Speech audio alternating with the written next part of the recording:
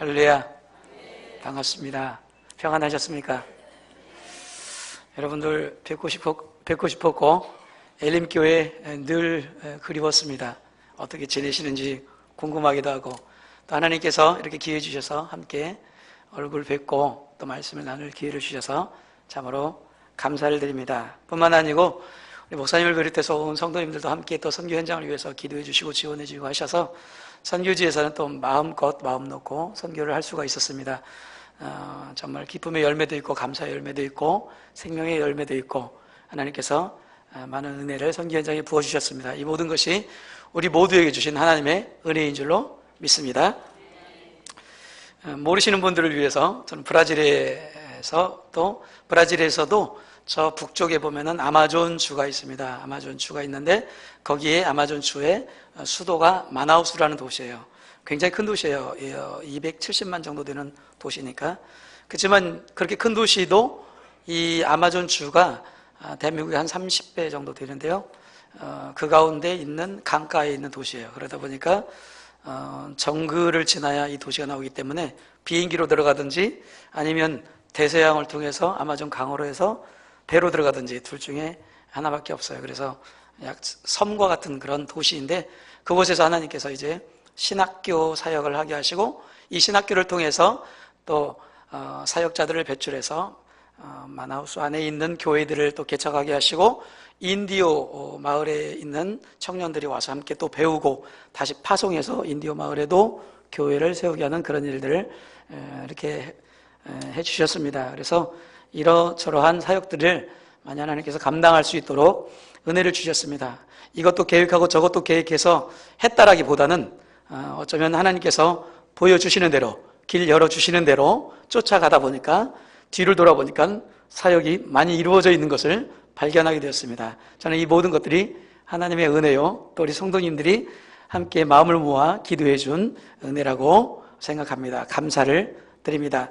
이 시간에는 선교 현장을 소개하는 영상을 제가 하나 만들었어요. 그래서 한번 영상 같이 보시고 이 영상을 통해서 한번 이렇게 선교 현장 보시고 또 말씀 계속 나누도록 하겠습니다. 맨 앞으로 돌려주시면 됩니다.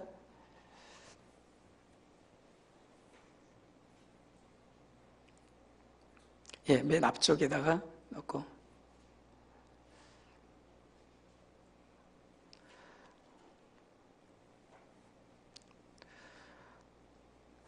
예, 영상 준비되는 동안 제가 좀 더 말씀을 드리겠습니다.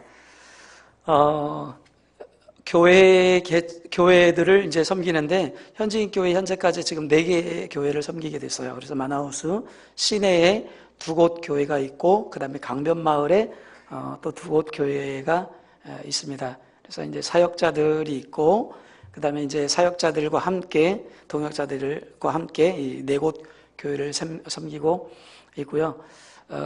이제 어떤 교회는 예배당 건물이 없이 교회를 시작을 했어요. 어떤 체육관을 빌려서 시작을 하다가 체육관을 또 내줘야 돼서 밖으로 나와서 그냥 공원에서 예배를 드렸어요. 길거리에서 예배를 드리면 비 오는 날은 또 막 이렇게 비를 피해야 되고 그렇게 하면서 예배를 드리게 되었는데 작년쯤에 하나님의 은혜 주셔서 또 그곳에 예배 초소를 마련할 수 있게 되었습니다. 거기 이제 그 영상이 2개로 보이죠? 밑에 거 하시면 될 것 같아요. 그래서 이제 조그만 창고 하나를 얻어가지고 사역자들이랑 함께 거기를 개조를 하고 해서 지금은 이제 예배 초소를 얻어서 들어가서 예배를 드리기 시작했습니다. 예, 영상 오디오 조금만 더 올려주시고요. 예, 인디오 마을이에요. 여기는 제법 큰 인디오 마을인데 거기에서 청년들 집회가 있어서 가서 말씀 전하는 장면이에요. 그래서 인디오 청년들을 모아가지고 이렇게 집회를 해주는 거예요. 인디오들 이쁘게 생겼죠? 이제 때로는 이렇게 비행기를 타고 가서 이게 아마존 강입니다. 비행기에서 보는 아마존 강. 가까이 내려오면서 이렇게 이제 크죠? 보통 폭이 3km, 5km 막 이래요. 큰 데는 28km 강폭이 막 이래요. 때로는 이제 배를 타고 또 인디오 마을에 가기도 하고요. 가면서 하나님이 주신 선물, 아름다운 자연을 보기도 하고 가서 인디오들 만나서 이제 말씀을 나눕니다. 카누를 타고 또 인디오 마을에 구석구석 들어갑니다. 자, 이렇게 이제 카누를 타고 인디오 마을에 도착해서 이런 마을이에요. 저를 위해서 식사를 준비하는 거예요. 물고기 몇 마리를 붓고 있죠. 저기 보면 조그만 악어도 하나 있어요. 그래서 함께 이렇게 둘러앉아서 또 점심 먹기도 하고. 이건 다른 인디오 마을입니다. 여기는 제가 사역하고 있는 신학교예요. 신학교에서 우리 학생들 함께 훈련시켜주고 또 말씀 가르쳐주고 하면서 함께 일도 하고 하면서 지내죠. 신학교 예배의 장면입니다. 신학생들이 3분의 2는 인디오 학생들이에요. 여기는 이제 교회 사역이에요. 교회 가서 말씀 집회하고 저희 신학교를 졸업한 졸업생들이 세운 교회들 가서 또 부흥 집회도 이렇게 해주면서 말씀 집회 해주는 장면입니다. 저희 졸업생들이에요. 신학교 학생들이고요. 인디오 마을에 가서 또 우리 졸업한 졸업생 사역자를 만나는 장면이에요. 이런 마을에 이렇게 이제 걸어 들어가는 거예요. 인디오 마을 안에 있는 교회예요, 이게. 우리 졸업생 사역자 목사님이세요, 이제는.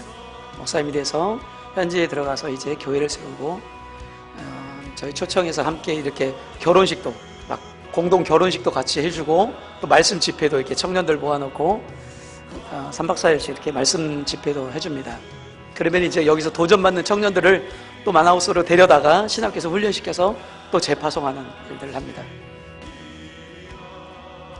이제 결혼식하고 집회하면서 또 인디오 전통춤도 함께 추고, 졸업해서 이제 목회자 된 인디오 분이세요. 신학생들이고요.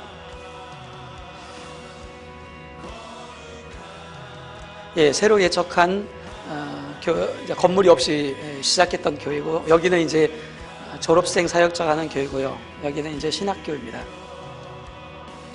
지금 제가 말씀 전하고 섬기고 있는 저희 교회의 현지인 비민총 교회예요. 비민총 교회 예배 장면이에요. 어린이들 함께 또 나와서 함께 하고 있고, 주일 예배를 어린이들도 다 같이 와서 드려요. 또 이렇게 또 청년들 찬양 집회도 하고 또 찬양 축제도 하고 그래서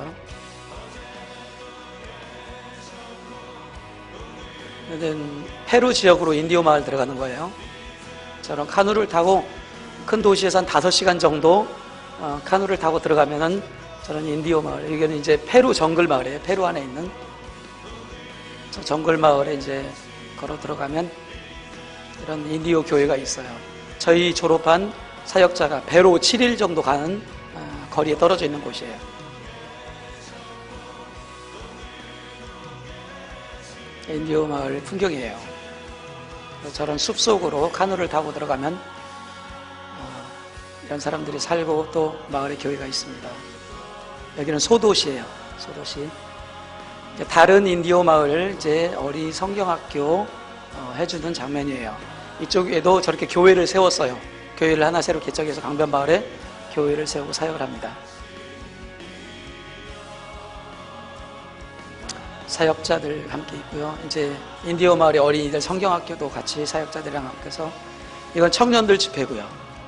청년들이 해마다 하는 집회예요.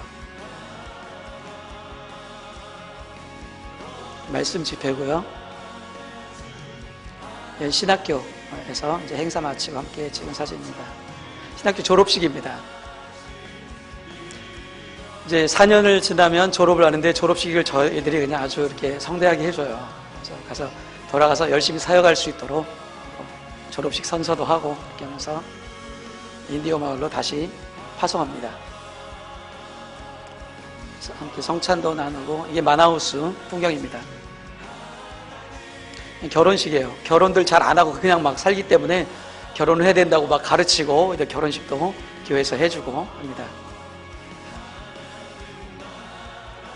성탄절 이렇게 또 집회, 야유에서 하는 성탄절 집회예요. 세례도 주고요. 이제 교육시키고 세례도 주고, 교인들이 함께 또 저녁에 모여서 기도회 하는 모습이고요. 강변마을을 위해서 또 떠나는 장면이고요. 그래서 인디오 마을에 이렇게 들어가서 또 인디오 마을 교회인데요. 가서 또 말씀 전해주고 사역을 합니다. 인디오 마을 풍경이에요. 때로 이제 저런 숲속 안에 있는 마을도 들어가서 집회를 해줍니다. 제가 이제 도착했더니 저쪽 마을에서 막 사탕수수를 어디서 꺾어와서 저걸 짜서 주스를 만들어서 저한테 대접을 한다고 저렇게 사탕수수를 자르는 것 같습니다. 인디오 마을 어린이들이고요. 그리고 또 마을 사람들 만나서 말씀을 나눕니다. 이렇게.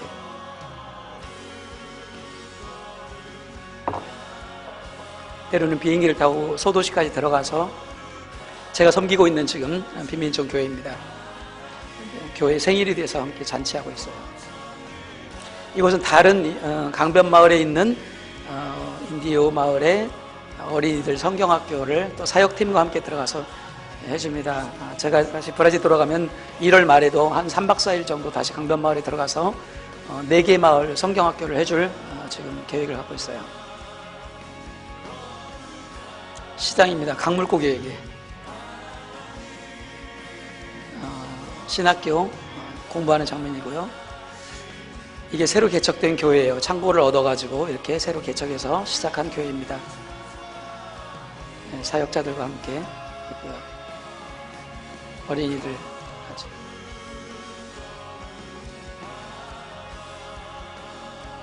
이것은 길거리에서 하는 전도 집회예요. 청년들과 함께 음식 꾸러미를 만들어서 나눠주는 사역도 하고요.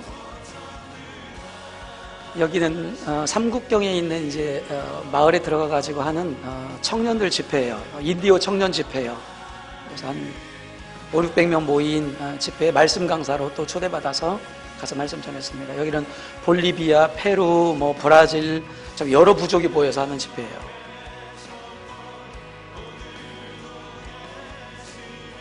어린이들 성경학교 해주는 장면입니다. 온 마을이 함께 이제 다 집회 끝나면 같이 먹는 시간이고요. 강변마을 교회입니다. 저런 배를 타고 가서 저 배에서 먹고 자면서 사역을 해주는 거예요. 인디오 학생들이에요. 신학교. 인디오 학생들이 이제 방학이 돼서 마을로 돌아가는 장면이고요.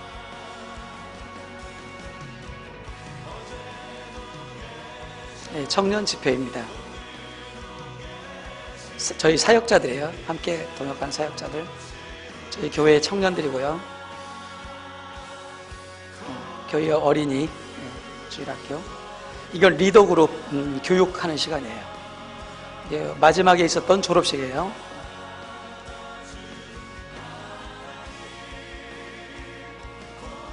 저희 교회 청년 찬양팀. 이제 마지막에 우리 성탄절 행사를 야외에서 했어요. 그래서 동네 사람들이 다 와서 보고 전도 집회를 했던 장면입니다. 네, 이상 여러분들 이렇게 좀 길었죠? 길었는데 그래도 보시니까 어떠세요? 좋습니까? 하나님께서 여러 모양으로 축복해 주셨어요. 그래서 이런저런 사역을 할 수 있도록 은혜 주셨어요. 주시는 대로 사역을 하다 보니까 이런 일들이 일어났고 사역자가 일어나고 교회가 세워지고 그리고 리더 그룹들이 만들어지고 해서 지금 저 교회들마다 사역팀들이 생겼어요. 그러니까 사역자 한 사람 있는 것이 아니고 사역팀들이 부부 뭐 3쌍씩 이렇게 6명씩 뭐 이렇게 8명씩 또 이렇게 사역자 그룹이 생겼어요. 그래서 저는 사역자 모임만 딱 하면 이 사람들이 다 모여서 함께 사역 나눔하고 그분들이 가서 또 사역하고 저는 또 가서 말씀 지원해주고 이렇게 하면서 또 사역 방향 잡아주고 하면서 이렇게 일을 하고 있어요. 그리고 또 신학교에서는 이제 가르치면서 학생들 가르치면서 교수 사역을 또 하고 있고 인디오 마을에 또 찾아가서 이제 졸업한 학생들이 세운 교회들 말씀 지원도 해주고 가서 사역 방향도 잡아주고 교회를 지을 일 있으면 또 가서 교회 짓는 것도 같이 이렇게 도와주고 하면서 지금 인디오 마을에도 사역을 하고 있습니다. 지금 보여드린 곳이 멀리는 배로 7일 거리, 뭐 짧게는 3일, 뭐 더 짧게는 배로 한 5시간 거리 뭐 이렇게도 있어요. 이렇게도 있고 또 마나우스 시내에도 사역지가 있고 이렇게 해서 하나님이 이러저러한 사역을 열어주셨습니다. 두 번째 텀, 제가 마지막 4년 동안 하면서 사역들이 굉장히 많이 자랐고 사역자들도 많이 세워졌습니다. 이 모든 것이 이렇게 또 뒤에서 성도님들, 목사님이랑 함께 기도해 주시고 그러셔서 저는 다른 거 생각 안 하고 하나님께서 주신 사역만 열심히 하다 보니까 이러한 사역들이 이루어졌습니다. 하나님께 감사하고 우리 목사님과 또 성도 여러분들께 진심으로 감사드립니다.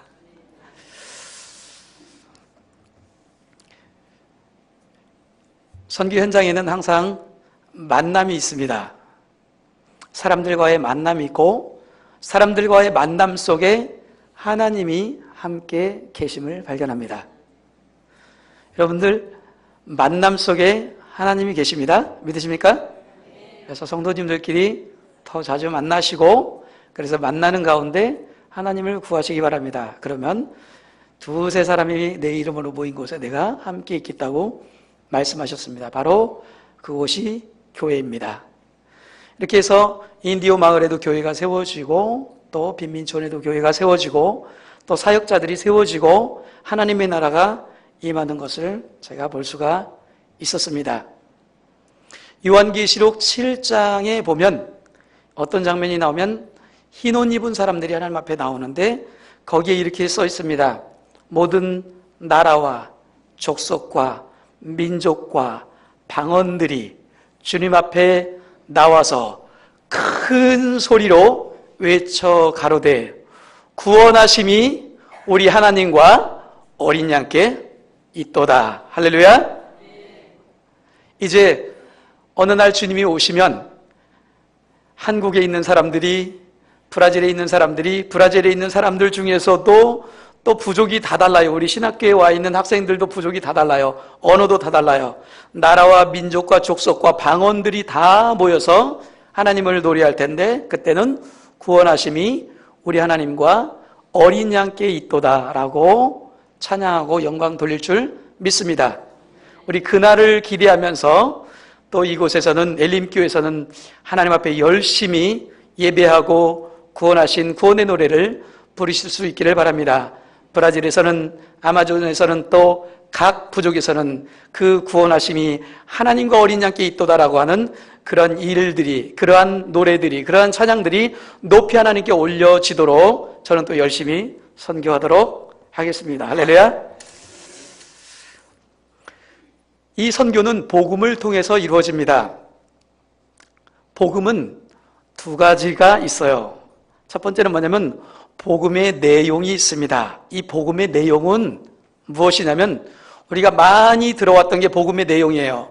하나님께서 우리를 불쌍히 여기시고 긍휼히 여기시고 사랑하사 독생자 예수 그리스도를 이 땅에 보내주시고 이 독생자 예수 그리스도가 우리의 죄값을 대신 지불하시려고 치루어 주시려고 십자가에서 하나님의 공의를 이루시면서 십자가의 죽으심으로 말미암아 죄의 삭선 사망이라고 하는 이 사망의 죄값을 우리 예수님이 십자가를 통해서 치르시고 그 근거를 가지고 우리에게 오셔서 이 사실을 믿는 자에게 마음의 문을 열고 예수님을 영접하는 자에게 구원을 주시고 생명을 주시고 하나님의 자녀 삼아주시고 하나님의 백성 되게 하신다.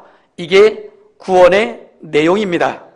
여러분 이 구원의 내용을 믿습니까?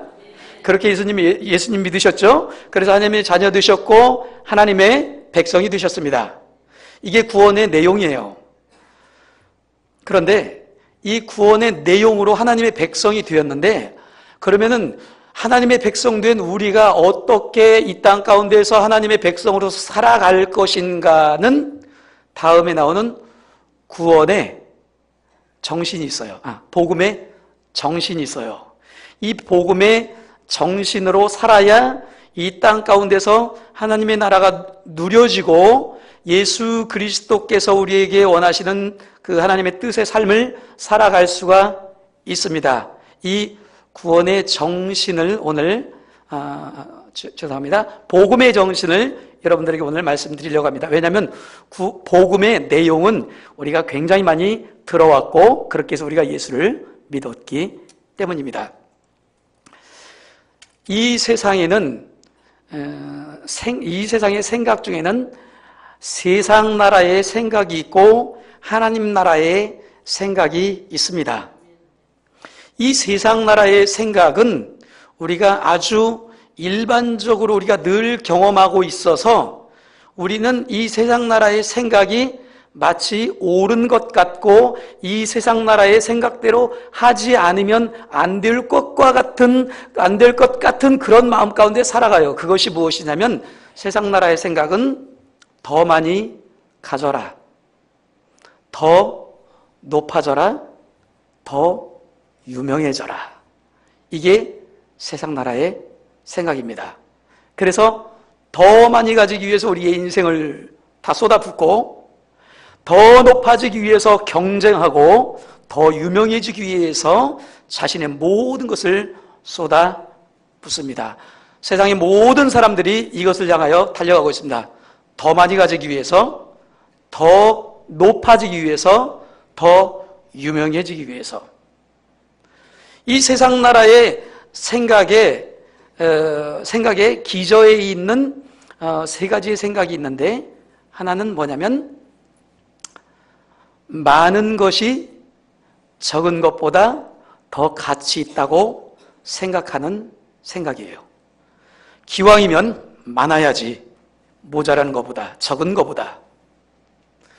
혹은 더 큰 것이 작은 것보다 가치 있다고 생각하는 거예요.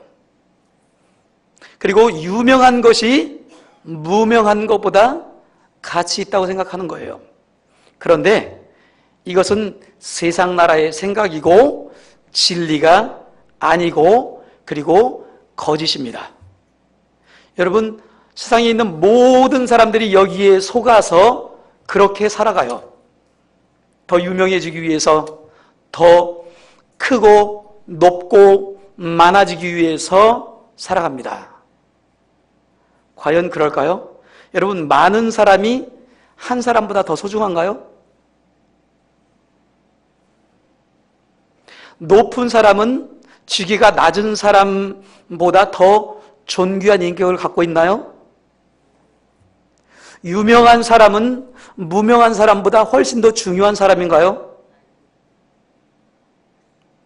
이게 세상 나라의 생각이에요. 이 세상 나라의 생각 가운데 살아가다 보면 반드시 일어나는 일이 무엇이냐면 기재기예요. 기재기. 누가 크냐? 누가 크냐? 이 세상은 온통 누가 크냐의 경쟁이에요. 그 논리로 살아가고 있어요. 누가 크냐? 그래서 이 생각을 가지고 때로는 교회까지 들어와서 교회 안에서도 누가 크냐 키재기 할 때가 너무 많아요. 이건 너무 안타까운 현실이죠. 누가 크냐? 키재기. 이 키재기를 하다 보면 어떻게 해요? 시기 질투가 거기서 나와요. 그래서 서로가 서로를 높여주지 못하고 존중하지 못하고 조금이라도 저 사람을 깎아내려야 내가 좀 더 저 사람보다 더 나은 사람, 키가 큰 사람이 될 거라고 생각하고 남이 잘 되는 것을 견디지 못하고 경쟁하면서 서로가 시기 질투 가운데 살아가게 돼요. 결코 행복할 수가 없죠. 자, 이제 키재기를 하다 보면은 누가 크냐? 그러면 누가 더 세냐? 이렇게 하려다 보니까는 뭐예요? 그룹을 모아요. 그래서 뭘 해요? 편가르기를 해요. 여러분, 이 세상의 정치를 보세요. 키재기? 그러니까 이 키재기를 하려다 보니까 뭐가 필요해요? 힘이 필요하니까, 힘겨루기를 해야 되니까 뭐가 필요해요? 편가르기를 하는 거예요. 편가르기. 그래서 하나가 되는 일이 없어요. 하나가 되질 않아요. 누가 누구에게 투명하게 보일 수가 없어요. 왜냐하면 나를 다 보여주면 질까봐. 나를 다 보여주면 내 약점이 다 드러나서 내가 질까봐. 그래서 불신이 생기고 서로 믿질 못하는 거예요. 이게 뭐예요? 좀 더 세자, 좀 더 높아지자, 좀 더 유명해지자. 그러다 보니까 우리 아이들도 그렇게 가르치게 돼요. 경쟁에서 이기는 사람으로 가르치기 위해서 너무너무 애쓰는 거예요. 아니 목사님 그게 뭐가 잘못됐습니까? 잠시 후에 보면은 이게 얼마나 어처구니 없는 일인지 알 거예요. 우리 아이들한테도 네가 경쟁에서 이겨야 된다 그러면서 이기는 법만 가르쳐요. 그러니 얼마나 아이들을 내몰아야 될 거예요. 막 책찍질을 해가지고 막 뒤에서 내몰아야 네가 지면은 넌 불행할 거라고 생각하면서. 그런데 유명해지고 커지고 많아져도 역시 행복하지 않은 세상. 우리 대한민국이 전 세계에서 보면은 얼마나 키가 큰 줄 아세요? 얼마나 높은 자리에 와 있는지 아세요? 그런데 대한민국에 있는 사람들은 그것 때문에 그다지 행복해 보이지가 않아요. 다 가봤는데. 그런데 아직 1등이 못 돼서 그렇다고 생각을 해요. 그래서 서로가 서로를 사랑할 수 없고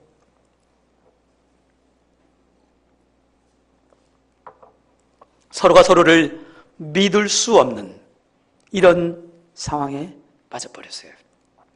어느 날 예수님이 제자들과 함께 3년 동안이나 다니던 제자들과 함께 예루살렘으로 올라가고 계셨어요. 예루살렘으로 올라가고 있는데 제자들이 이제 예루살렘으로 예수님이 올라가시면 예루살렘에서 왕이 되실 거야. 이 로마의 정권을 뒤엎고 왕이 되실 거야. 그러면 왕이 됐을 때 누가 우편에 누가 좌편에 앉을 것인가? 이걸 가지고 다투기 시작했어요. 누가 크냐? 누가 유명해질 것이냐? 키 재기를 시작한 거예요. 그러니까 어때요? 이제 내 힘으로 안 되니까 뭘 동원했죠? 세베대 아들들이 엄마들을 동원했어요. 어머니들을. 한국에만 어머니들 치맛바람이 있는 게 아니에요. 보니까 제자들도 어머니를 동원했어요. 세베대 아들들이 어머니를 동원해가지고 예수님한테 막 말해서 엄마 빨리 가가지고 예수님한테 뭐 좀 드리면서 얘기 좀 해줘. 이렇게 하면서 갔어요. 그리고 가서는 어머니들이 찾아가가지고는 내 아들을 우편에 앉게 해주세요. 내 아들을 좌편에 앉게 해주세요. 하면서 막 키재기를 한 거예요. 그것을 안 다른 제자들의 반응은 어땠을까요? 그래도 그 사람들이 열심히 했으니까 하나는 예수님 우편, 하나님 예수님 좌편에 앉아야 되지. 그렇게 했습니까? 뭐 어떻게 했죠? 분이 여기거늘. 왜 분이 여겼을까요? 왜 분이 여겼죠? 나도 그 자리에 앉고 싶은데 저 사람들이 엄마들까지 동원해가지고 나보다 먼저 약삭 빠르게 발 빠르게 제주도 좋게. 이것이 세상 아닌가요? 내가 그 자리 차지하고 싶었는데 저 사람이 머리를 빨리 써서 나를 속여서 편법을 써서 하면서 어때요? 분이 여기죠. 오늘날 대한민국 사회가 분노로 가득 차 있어요. 껄핏하면 막 찔러요. 껄핏하면 막 때려요. 왜요? 이 분노로 가득 차 있는 거예요. 경쟁사회, 키재기 사회, 편가르기 사회. 그러면서 분노가 가득 찬 거예요. 행복은 찾을 수 없고 기쁨은 찾을 수 없고 감사도 찾을 수 없고 너무너무 분노로 들끓고 있어요. 제자들이 분노하고 있었어요. 예수님은 지금 어디로 향하고 계셨어요? 그 순간에? 예루살렘에 왜 가세요? 십자가 지시러. 예수님은 지금 예루살렘에 십자가 지시러 가고 있는데 제자들은 뭘 하고 있어요? 누가 크냐? 누가 높은 자리에 앉을 것이냐? 십자가의 복음이 선포되는 우리가 교회 안에 있으면서도 세상 생각이 우리 안에 들어와서 누가 크냐? 누가 유명하냐?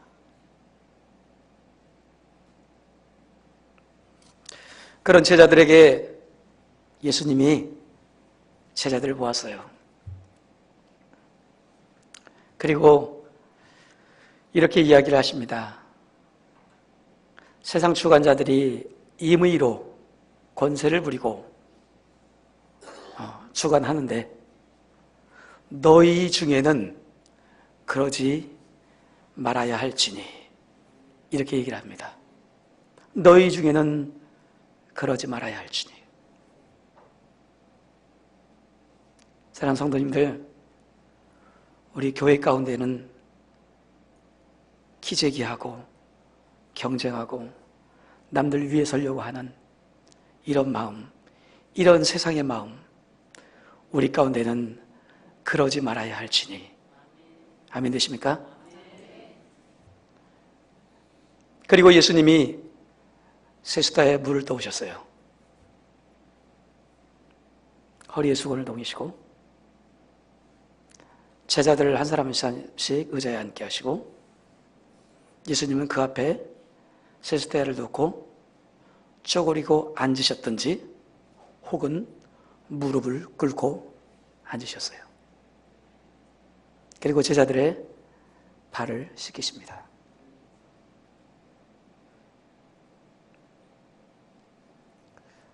너희 중에는 그러지 말아야 할지니 누구든지 으뜸이 되고자 하는 자는, 누구든지 크고자 하는 자는 다른 사람의 종이 되어야 하리라. 복음을 들은 우리가, 복음의 내용을 알고 있는 우리들이 예수 그리스도를 믿어서, 십자가에 달리신 예수 그리스도를 우리가 믿어서 생명을 얻었고 하나님의 자녀가 되었고 하나님의 백성이 된 우리가 여전히 복음의 정신이 없어서 세상 생각을 가지고 와서 예수님의 이름으로 내가 커지겠다, 유명해지겠다, 기재기하고 남들보다 더 존경받는 자리에 앉아야 되겠다 하면서 경쟁하니까 오늘날 교회들이 세상에 손가락질을 받기 시작했습니다. 왜요? 세상이랑 똑같잖아요.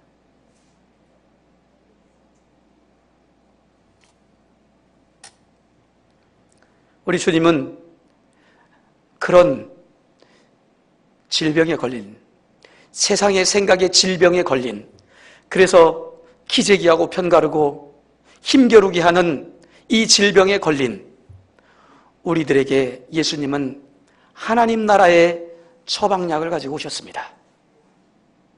그것이 무엇이냐면 종이 되라는 거예요. 종이 되라는 거예요.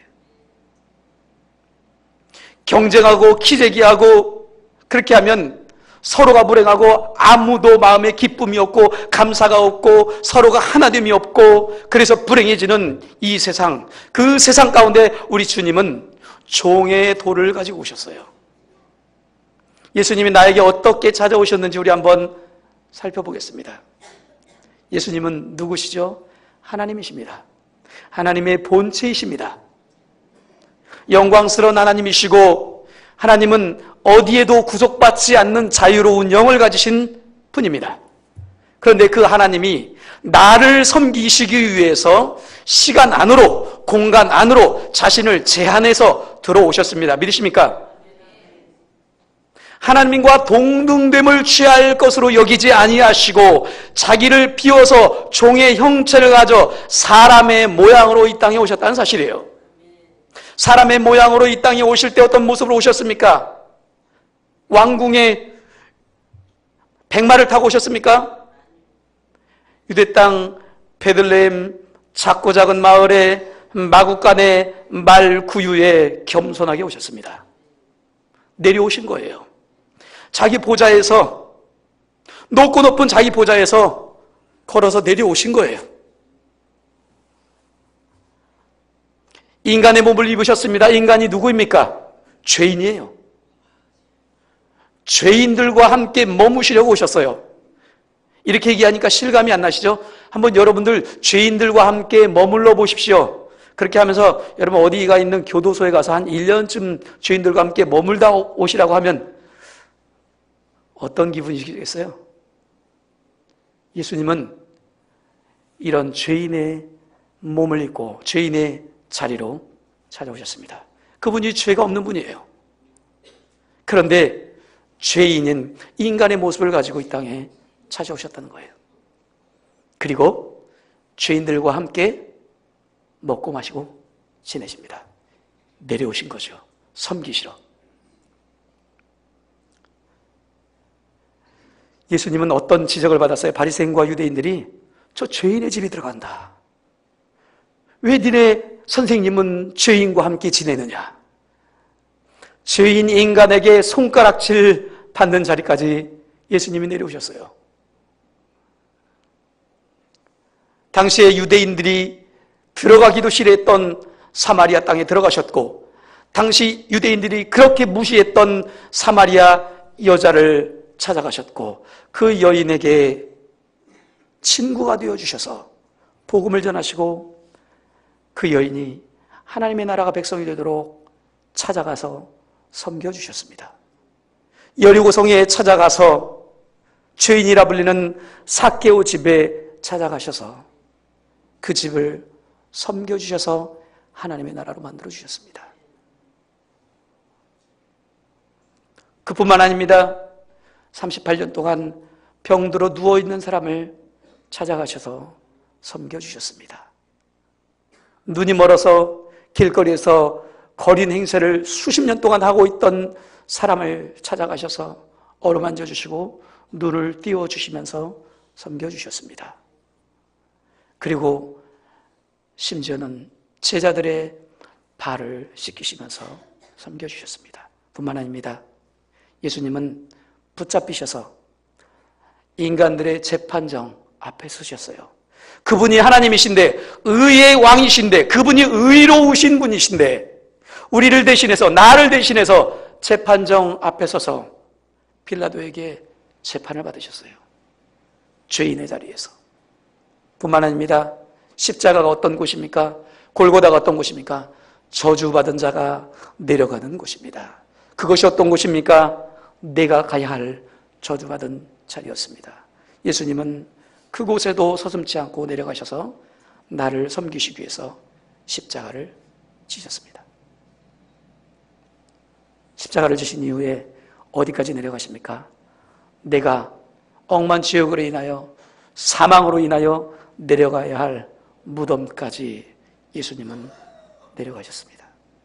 무덤에서 나를 대신하여 그 무덤에 들어가시고 나를 그 무덤에서 건져주신 겁니다. 사랑하는 성도 여러분, 예수님은 저와 여러분을 찾아오시기 위해서 높고 높은 영광스러운 보좌로부터 내려오셨습니다.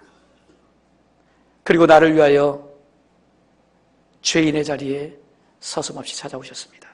그리고 나를 위하여 내 발을 씻기시면서 나를 찾아오셨습니다. 그리고 내 십자가를 대신 지셨습니다. 나의 죽음을 대신 죽어주셨습니다. 이렇게 해서 예수님은 내려오셔서 섬김으로 말미암아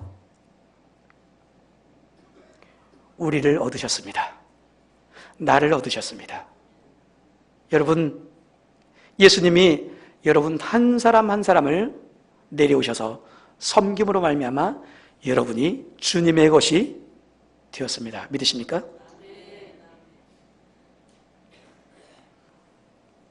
이것이 예수님이 우리에게 보여주신 복음의 정신입니다. 너희는 이 마음을 품으라. 곧 그리스도 예수의 마음이니. 그는 근본 하나님의 본체시나 하나님과 동등됨을 취할 것으로 여기지 아니하시고 자기를 비워 종의 형체를 입고 사람의 모양으로 나타나셔서 죽기까지 복종하시고 십자가에 죽으신 그 죽으심, 이것이 바로 예수님의 마음입니다. 우리는 복음을 받았습니다. 예수 그리스도의 생명을 얻었습니다. 하나님의 자녀가 되었습니다. 이제는 어떻게 살아가야 하냐면 예수님의 마음을 본받아 살아가야 진정한 하나님의 나라를 경험할 수가 있고 진정한 은혜를 경험할 수 있습니다. 섬기면 존귀해집니다. 믿으십니까? 예수께서 우리를 섬기심으로 말미암아, 십자가에 죽으시고 우리를 섬기심으로 말미암아 하나님이 그를 지극히 높여 모든 이름 위에 뛰어난 이름을 주시고 하늘에 있는 자들과 땅에 있는 자들과 땅 아래에 있는 자들로 모든 무릎을 예수의 이름 앞에 꿇게 하시고 모든 입으로 예수 그리스도를 주라 시인하게 하셨습니다. 예수님이 존귀한 이름을 얻으신 단 한 가지 이유는 예수님이 보좌를 버리시고 이 땅 가운데 오셔서 우리의 발을 씻기시고 십자가를 대신 지시면서 나를 섬기셨기 때문에 내 입술이 오늘 예수 그리스도를 주라 시인하게 된 것입니다. 사랑하는 성도 여러분, 존귀한 인생을 살기 원하십니까? 모든 사람들로부터 정말 평안을 얻고 존귀하고 더불어 살고 하나 되는 기쁨의 행복의 삶을 원하십니까? 그러면 섬기는 자리로 나아가시기 바랍니다. 사람을 섬기면 여러분은 존귀한 이름을 얻습니다. 내가 많이 가졌다고 자랑하고 높은 자리에 올라갔다고 자랑하고 많이 배웠다고 자랑하고 내 가문이 좋아졌다고 자랑하면 사람들이 그 앞에서 부러워는 하지만 내가 존귀한 자리에 가지 못합니다. 그런데 겸손하게 섬기고 높여주고 찾아가주고 위로해주고 발 씻어주면 내가 마치 낮아지는 것 같은데 내 인생이 존귀해진다는 사실을 믿으시기 바랍니다. 이것이 하나님 나라의 원리입니다. 그러면 우리에게 행복이 찾아옵니다. 이웃과 더불어 살아갈 수 있는 행복이, 기쁨이 우리에게 찾아옵니다. 원래 엘림교회 예수님 때문에 행복해지는 교회가 되려면 섬기는 자리로 가셔야 돼요. 목회자가 되었고 제가 선교사가 되었는데 이런 이름을 주님이 주신 이유는 다른 사람들보다 더 섬기라고. 여러분 여기 계시는 장로님들, 권사님들 이 직분 주신 이유는 다른 사람보다 더 많이 낮아지고 섬기라고 주신 것입니다. 여기에 새 신자가 오면 왕 대접을 받아야 돼요. 새로운 사람이 여기에 오면 그분이 왕 대접을 받아야 돼요. 먼저 오신 분들이 딱 자리 잡고 새 신자가 낄 자리도 없고 그렇게 되면 세상과 다를 바가 없는 거예요. 새로운 분들이 오면 이리 앉으세요. 따뜻한 자리로 오세요. 좋은 것을 드세요. 여기 이 사람들과 어울리세요 하면서 그분들이 왕 대접을 받아야 합니다. 그리고 그 새 신자가 시간이 오래돼서 하나님의 말씀을 깨달으면 또 섬기는 자리로 가야 합니다. 이렇게 해서 세상은 점점 더 섬기는 일들이 많아지고 그래서 서로가 서로를 존귀하게 여길 수 있는 그런 놀라운 일들이 일어나야만 합니다. 그것이 하나님의 나라요, 그것이 주님의 교회요, 그것이 그리스도의 신부가 단장해야 될 오늘날 교회의 모습입니다. 사랑하는 성도 여러분, 말씀을 맺으려고 합니다. 저는 이제 내일이면 또 선교지로 돌아가게 되는데 저는 또 선교 현장에서 오늘 우리에게 하나님께서 주신 이 말씀 가지고 또 섬기는 자리로 나아갈 수 있기를 지금 소원하고 있습니다. 사랑하는 성도 여러분들도 여러분들에게 지혜를 주셨으면, 지식을 주셨으면, 부를 주셨으면, 재능을 주셨다면, 아니면 많은 사람들과 더불어 지낼 수 있는 그런 능력을 얻었다면 어떤 것이 되었든 여러분들 가진 것으로 무조건 섬기는 자리로 가시기 바랍니다. 섬기는 자리를 찾아가시기 바랍니다. 섬기는 위치에 있으시기 바랍니다. 그러면 여러분들은 그 자리에서 하나님의 나라를 경험할 것입니다. 그리고 존귀한 이름을 얻어서 하나님 나라의 영광스러운 삶을 살아갈 수 있을 줄 믿습니다. 모두 다 그렇게 될 수 있기를 예수 그리스도 이름으로 축원드립니다. 기도하겠습니다.